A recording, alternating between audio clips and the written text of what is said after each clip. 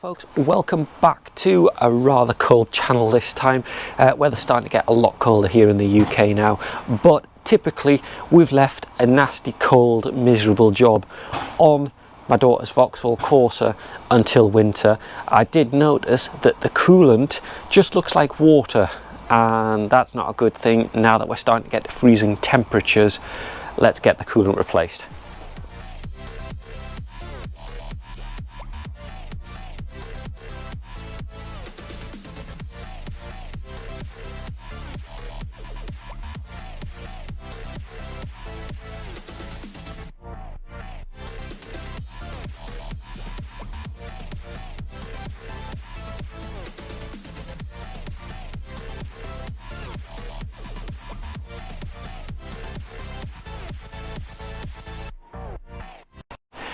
Fairly simple what we need for this job.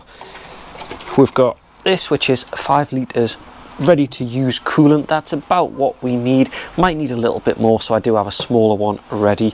I'm also going to use this. It's a nice fluid pump. I use these quite a lot. Actually, I've just bought this one because my pal Stevie has still got mine and hasn't given it back to me, but they're dead cheap. I'll put a link down the bottom from Amazon on getting these. They are really handy just for generally doing things like this. Makes the job a bit easier, and we'll see how we get on, because ideally doing a coolant change, you do want to flush everything out. Now, this being water that's already in, I'm not as worried. I just want to mainly get the new stuff in. So whether we pull the bottom hose off the radiator or not, we'll take a look as we go along and see how we get on. But first of all, I'm going to drain as much as I can using the pump and get that out of the system.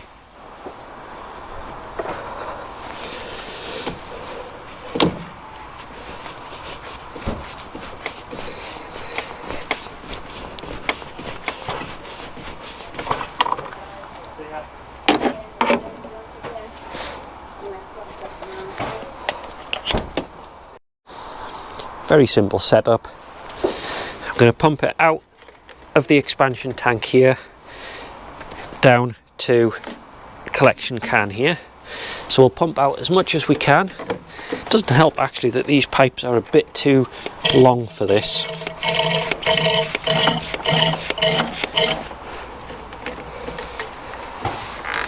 Just kind of try and position it so you've got as much of the pipe in the coolant as you can. There we go. I'll just try and get as much as we can out this way. Every little bit that I can get out this way saves me pulling it and draining it from down the bottom.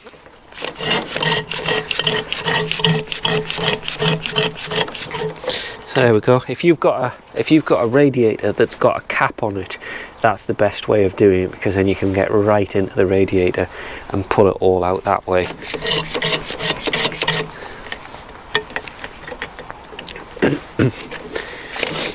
There, we've got a fair bit out of the expansion tank, so that's good. Let that drain off.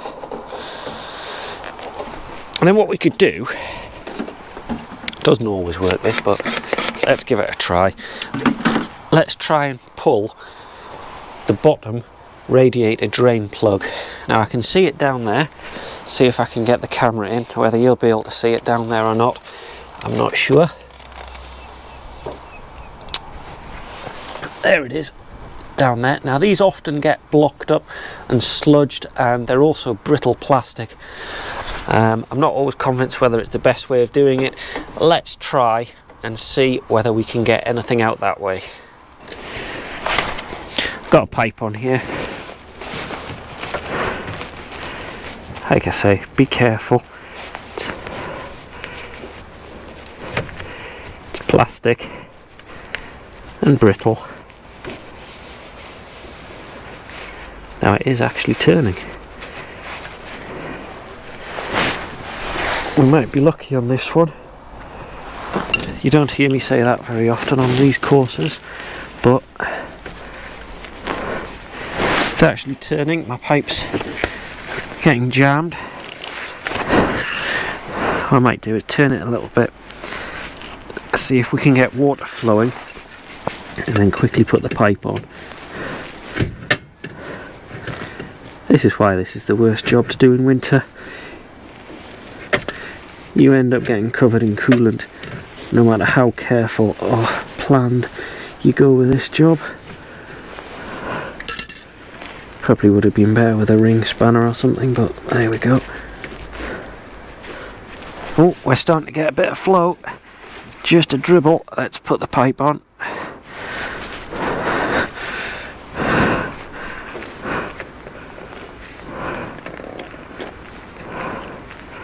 Let's give it a bit more. And let's see if we can start to get some coolant out. Yeah, it's coming through. I'm actually feeding it through my pump as well, which isn't ideal, but there we go. Let's give it a good twist without it falling out, obviously.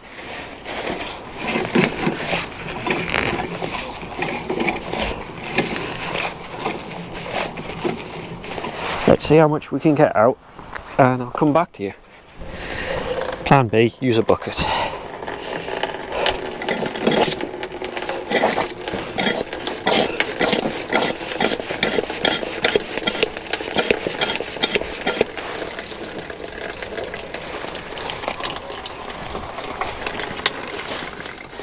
Now whilst that's busy draining out, I'm going to tell you a couple of the mistakes that I've made.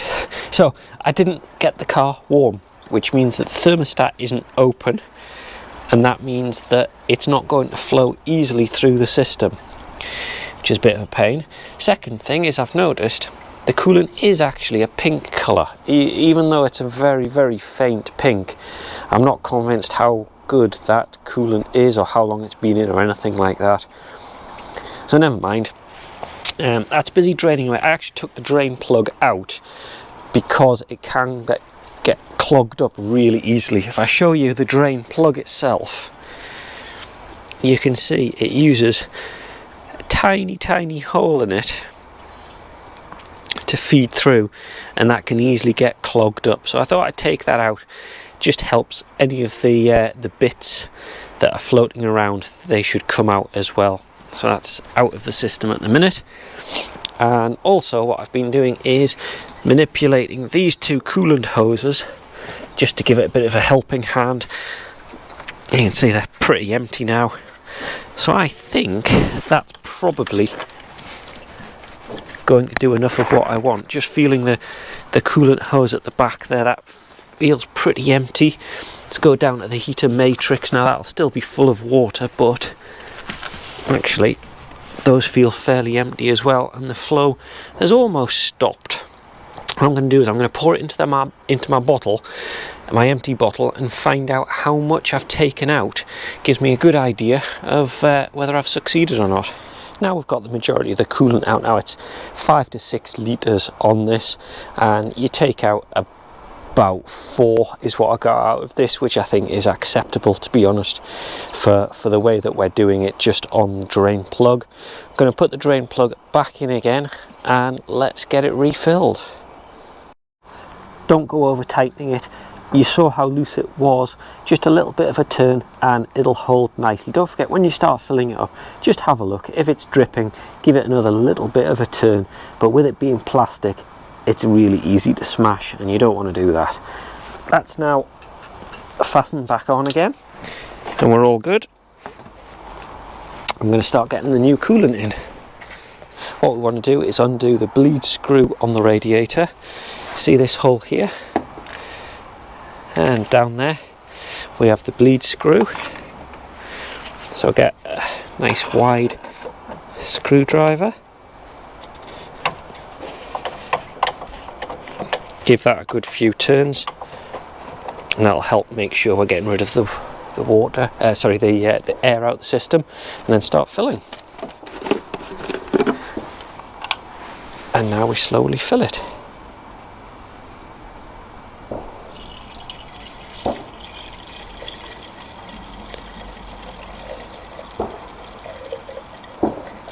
What I tend to do is fill it to the fill line, and then grab the coolant pipes again and just keep squeezing them. You can hear the air coming out the hole at the top here that we opened, and there it's taken everything out of the expansion tank. Let's fill it again.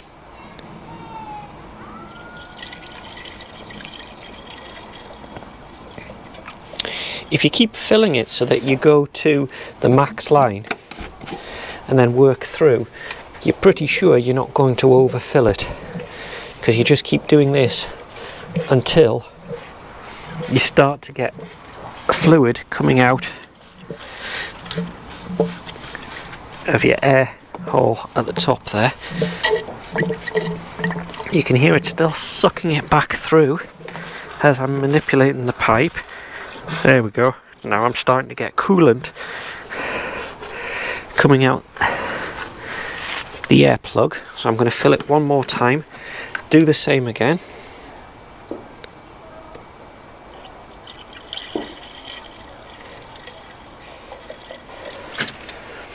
Again to the correct fill line. Let's just run this through again. Now what I'm going to do is I'm going to squeeze it to get the air out and then close the plug. Now actually it's still drawing fluid through. That just took the entire expansion tank again, so I'm going to fill it again.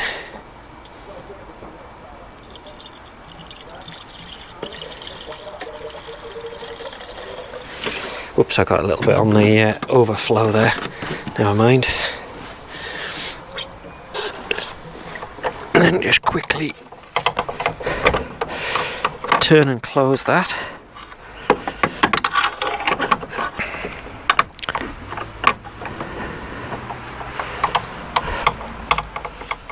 Go. And now top it up to the correct level. What we're going to do is start the car up, let it idle for a bit, get up to temperature, and they're really good, these cars actually, at self-venting, so I'm not too worried about getting airlocks out the system. So we'll leave the cap off, start her up, let it get up to temperature, and that should make sure that everything's flowing nicely.